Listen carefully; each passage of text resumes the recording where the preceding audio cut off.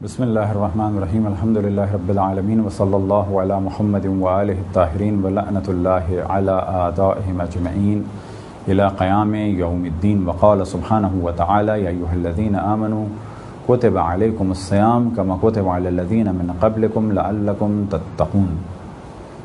موضوع گفتگو احکام روزہ، اور اس ہماری گفتگو کا موضوع ہے مبطلات صوم میں سے 8ویں چیز جو روزے کو باطل کرتی ہے وہ ہے امالہ کرنا۔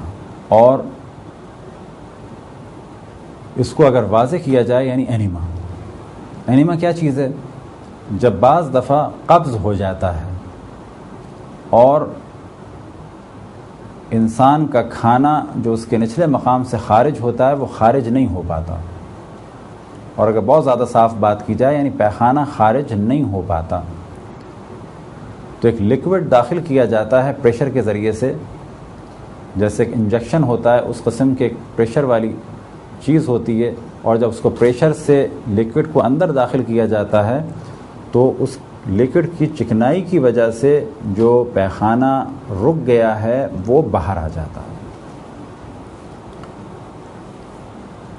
اگر کوئی یہ امالہ یا حقنہ یا انگلش میں انیما کہا جائے اس کو کرے تو اس سے روزہ باطل ہو جائے۔ اب یہ دوا کے ذریعے سے بھی کیا جا سکتا ہے، اور روایات میں عام حالات میں بھی بڑی تاکید ہے کہ یہ پانی کے ذریعے سے کیا جائے، اور بہت اس کے فوائد بیان ہوئے۔ اس سے آنتیں صاف ہو جاتی ہیں، مثال کے طور پہ پائپ کے پریشر سے کیا جا سکتا ہے، خاص قسم کی ایک چیز ہے پلاسٹک کی بنی ہوئی ہوتی ہے، اس سے انجیکٹ کیا جاتا ہے پائپ کو، اس سے کیا جا سکتا ہے، تو یہ عام حالات میں بھی مستحب ہے۔ اور اگر قبض وغیرہ کو دور کرنے کے لیے کیا جائے تو بھی جائز ہے، لیکن ماہ رمضان میں یا روزے کے عالم میں، البتہ ماہ رمضان میں جب روزہ ہو، اور ماہ رمضان کے علاوہ بھی جب روزہ دار کا روزہ ہے اس وقت اس کام کو اگر وہ انجام دے یہ جانتے ہوئے کہ میرا روزہ ہے اور اس نے فراموش نہ کیا ہو تو اس کا روزہ باطل ہو جائے گا۔ لیکن اگر وہ بے خیالی میں یا جلدی میں یا درد کی وجہ سے اس کے ذہن سے نکل گیا کہ میرا روزہ ہے اور اس نے یہ امالہ کر دیا یعنی انیما لے لیا تو اس سے اس کا روزہ باطل نہیں ہوگا۔ البتہ یہ موضوع ہے اس انیما کے بارے میں جو کسی لیکوڈ چیز سے لیا جائے، چاہے وہ پیور واٹر ہو اور چاہے اس پانی میں کچھ ملا ہوا ہو، لیکن وہ لیکوڈ ہے۔ لیکن اگر یہی کام کسی اور خشک چیز سے لیا جائے، جیسے کوئی خاص کریم ہو لیکن وہ لیکوڈ نہ ہو، تو اس سے روزہ باطل نہیں ہوگا۔ گو کہ بہتر یہ ہے کہ اسے بھی استعمال یعنی کسی اور چکنی چیز کو بھی استعمال نہ کیا جائے تو بہتر۔ اور ہماری اس گفتگو کا عنوان ہے جان بوجھ کر طے کرنا یعنی الٹی کرنا۔ اگر کوئی جان بوجھ کر الٹی کرے، چاہے وہ کسی انجیکشن کو استعمال کر کے یا دوا کو استعمال کر کے یا کوئی اور کام کر کے، اب یہ کوئی اور کام کرنا اس صورت میں بھی ہو سکتا ہے کہ اپنی انگلی یا کوئی چیز حلق میں ڈالے، یا یہ کہ اسے وہ خاص ٹیکنیک ایسی آتی ہو کہ خود ایک خاص کسی اپنے جسم کے حصے کو دبائے اور الٹی کرے۔ بس ہر اس الٹی کو کہ جس کے بارے میں یہ کہا جا سکے کہ اس شخص نے جان بوجھ کر الٹی کی یا کروائی، تو جس نے الٹی کی ہے اپنے ارادے اور اختیار سے اس کا روزہ باطل ہو جائے گا۔ ایک عام تصور ہے کہ اگر خود بخود الٹی ہو جائے تو روزہ باطل ہو جائے گا، یہ بالکل غلط ہے۔ فرض کریں کہ رات کو کوئی ایسی چیز کھائی سحری میں کہ سحری کے بعد الٹی ہو گئی، کب کہ جب روزے کا وقت شروع ہو چکا تھا، تو اس الٹی سے روزہ باطل نہیں ہوگا، بلکہ روزہ باطل ہوگا اس الٹی سے کہ جو روزے دار جان بوجھ کر کرے۔ اگر کوئی یہ جانتا ہو کہ یہ چیز بھاری ہے، شاید میں ہضم نہ کر پاؤں، تو کیا اگلے دن یہ الٹی کرے گا تو روزہ باطل ہو جائے گا؟ تو محض اس گمان کی وجہ سے اس کا روزہ باطل نہیں ہوگا۔ اسی طریقے سے اگر ایک دم سے کسی کی کیفیت ہو کہ الٹی ہو رہی ہے، بہت عجیب کیفیت تھی، ایک دم سے گیا واش بیسن کے پاس. ہمیشہ اس کی عادت تھی کہ جب اس کو ایسی کیفیت ہو اور محسوس ہو فوڈ پوائزننگ ہوئی ہے تو ایک دم سے وہ چیزیں نکال دے. تو فرض کریں ایک دم سے گھبرا کے واش بیسن کے پاس گیا اور بے خیالی میں اس نے اس طرح سے انگلی اپنے حلق تک داخل کی اور الٹی کر دی. اگر یہ کام اس نے بے خیالی میں کیا ہے تو اس کا روزہ باطل نہیں ہے. اب جب اس نے یہ کام کر ہی دیا تو الٹی روکنا اس کے اختیار میں نہیں ہے. کیونکہ اختیار میں نہیں ہے اس پہ الٹی روکنا بھی واجب نہیں ہے.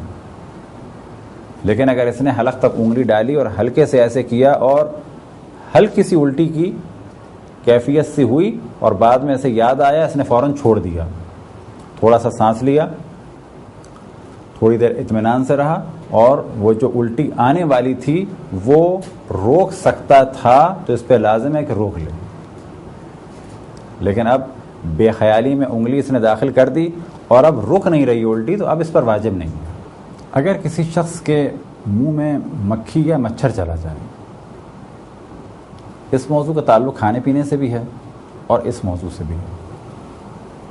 مکھی مچھر بعض دفعہ انسان اسکوٹر پہ ہو یا کہیں ہوا چل رہی ہو، اسی دوران اس نے جمائی لی یا منہ کھولا ہوا ہو اور پریشر سے اندر چلی جائے. اب اگر وہ منہ کے اس حصے میں ہے تو نکالنا واجب ہے، اور اگر وہ اندر چلی گئی اور اب کوئی اختیار ہی اس کا نہیں ہے تو اس کا نکالنا واجب نہیں ہے. اب ایک سوال یہ آ سکتا ہے ذہن میں ڈکار کے بارے میں. اگر کسی نے ڈکار لی اور اس کا ارادہ فقط ڈکار کا تھا اور ڈکار کے ساتھ ساتھ اسے الٹی ہو گئی تو کیا اس کا روزہ باطل ہے؟ اس کا روزہ باطل نہیں ہے. اسے معلوم تھا کہ میں ڈکار لوں گا تو الٹی ہوگی، یہ اس کی عادت ہے اور یہ ڈکار روک بھی سکتا ہے. تو اگر یہ ڈکار روک سکتا ہے تو اس پہ لازم ہے ڈکار کو روکے.